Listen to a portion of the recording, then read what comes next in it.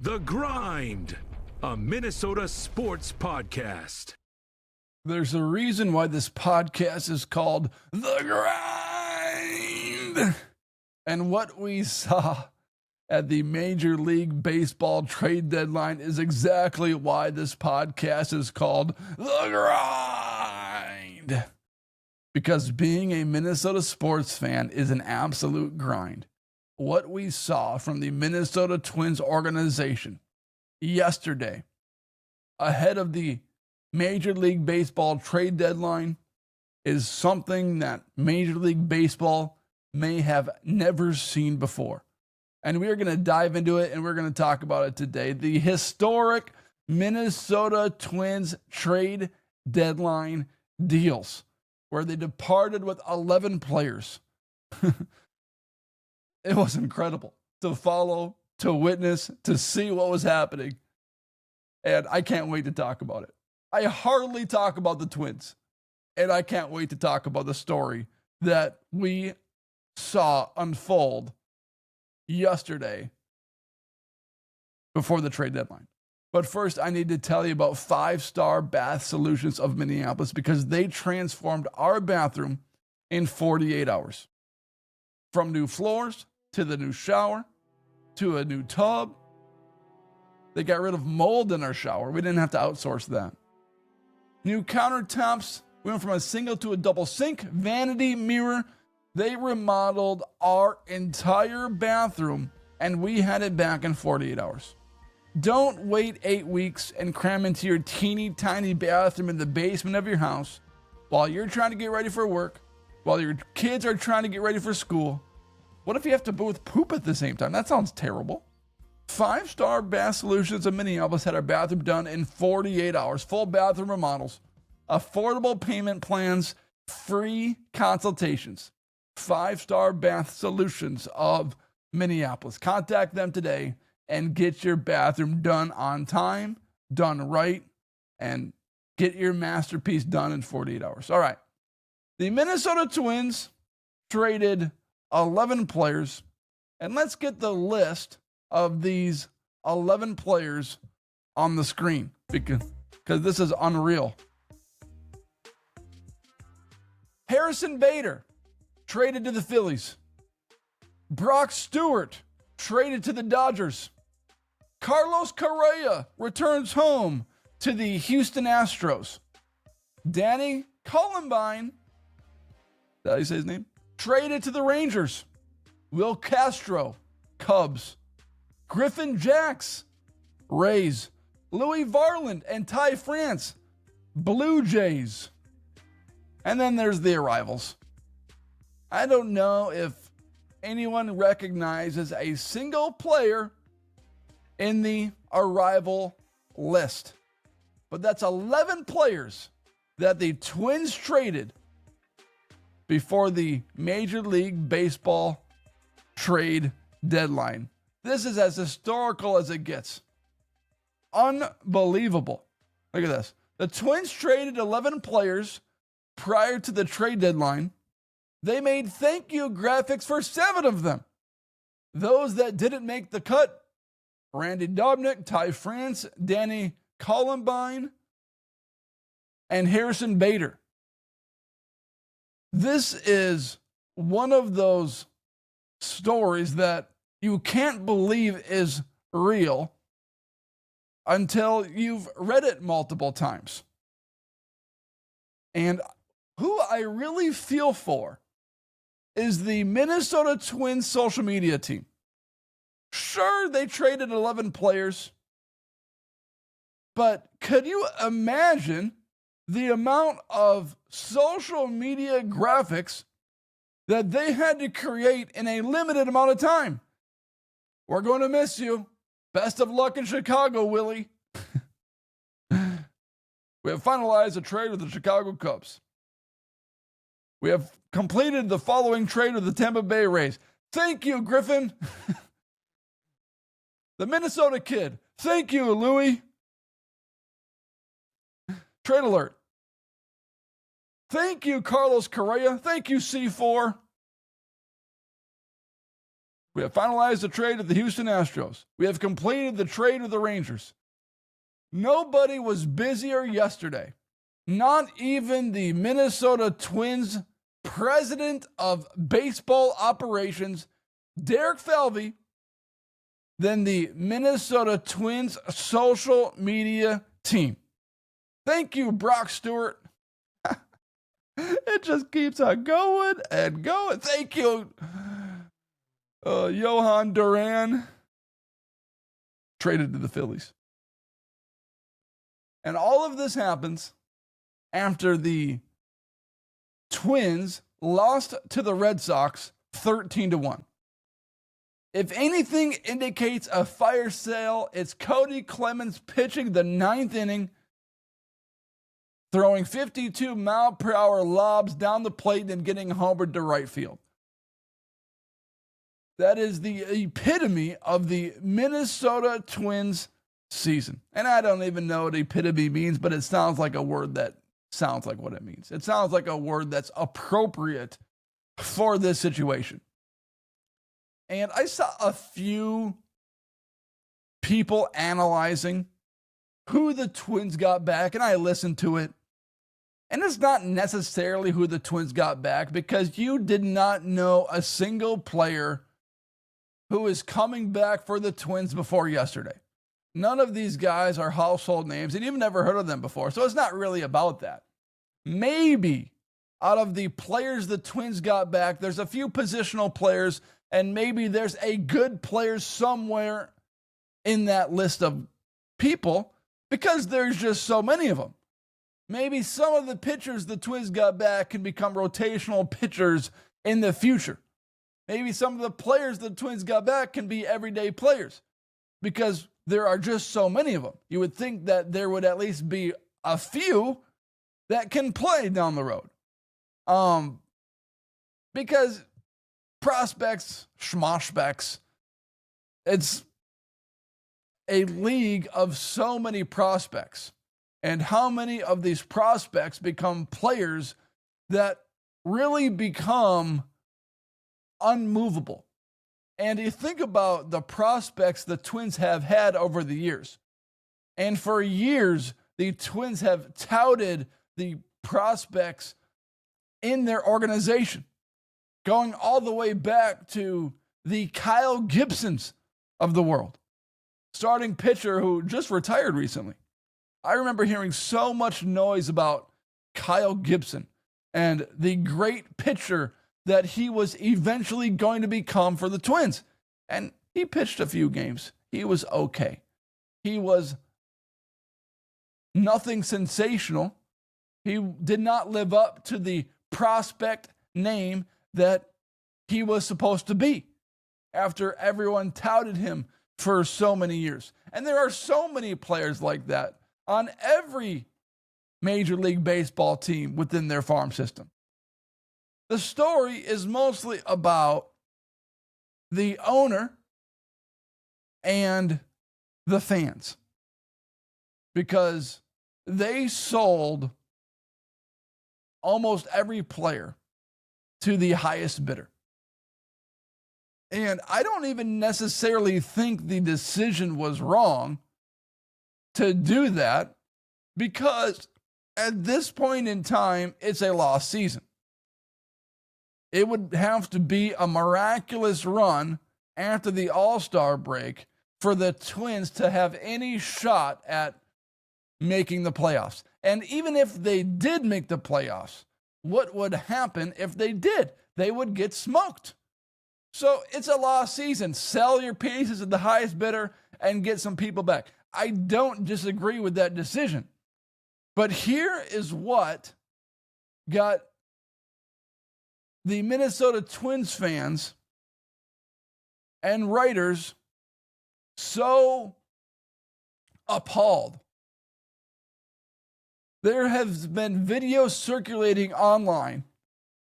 20 months ago, the Minnesota Twins won their first playoff series in over a decade, over 2 decades. And there is a video of the Twins closing out the Toronto Blue Jays and winning 2-0 and advancing in the playoffs 20 months ago. And then the Twins ownership group decided that taking a pay cut or taking a drop in payroll was more important than trying to win baseball games. And here's where the difference lies between the ownership groups and the Twins fans. Owners view this as a business. It's all about the money. It's all about putting money in your pocket and increasing value. They don't really give a rat's ass about the fans. They own the team. And when you own the team, you can do whatever the hell you want. And they have made it very clear that they are going to do whatever the hell they want. Whether it's dropping payroll, whether it's signing Carlos Correa to a big deal when other teams didn't want him, whether it's trading 11 players before the trade deadline. When you're an owner, you have the power to do whatever the hell you want. And when you're an owner, you have FU money. So the cries of the Minnesota Twins fans, sure, the owners may have heard it and it has reached the owners, but they have FU money. They don't give a damn. When you have FU money, you can do whatever the hell you want, and they have made it very clear that is what they're going to do. And if I was an owner, I don't know if I would have been doing anything different. If I was $500 million in debt and I was the owner of the Twins, I would be doing my absolute best to get out of debt and make sure my payroll is as little as it can be, because I don't want to be in debt anymore. And I don't want my debt to increase. And I'm trying to sell this team to get out of debt. So I also view the side of the owners and the decisions that they are making to look out for their best interest. Their best interest as an owner is to do whatever is in their best interest. And then I see it from the fan side of things. 20 months ago, the Twins won a playoff series for the first time in over 20 years. And it appeared that the Twins were on a trajectory to be a force in the AL Central for years to come. They even signed Carlos Correa. They made trades for a good closer. And they had a 13-game win streak this year. And then management trades everybody, cuts payroll, and creates an organization that has absolutely no pride in itself. And that's really the story. The Twins fire sale before the trade deadline, the story is the organization has no pride in itself. They do not care about the product that they put on the field at this point in their ownership group. Because we just saw it. They traded away everybody. And I'm sure they would have traded away Byron Buxton as well if he didn't have a no-trade clause. The biggest surprise to me is that the Twins did not unload Joe Ryan to the Boston Red Sox and take the highest bidder. Maybe they see Joe Ryan as a future player that will be on the Twins for years to come. I don't really know. They probably don't even know, because they're going to sell the team and there's going to be a new management team and they're going to do with Joe Ryan what they want to do with Joe Ryan. But at the trade deadline, at the All-Star break, Byron Buxton said, I want to be a Twin for life. And Joe Ryan was like, I would be open to a trade. I wouldn't be opposed to going to a contender and playing meaningful baseball games.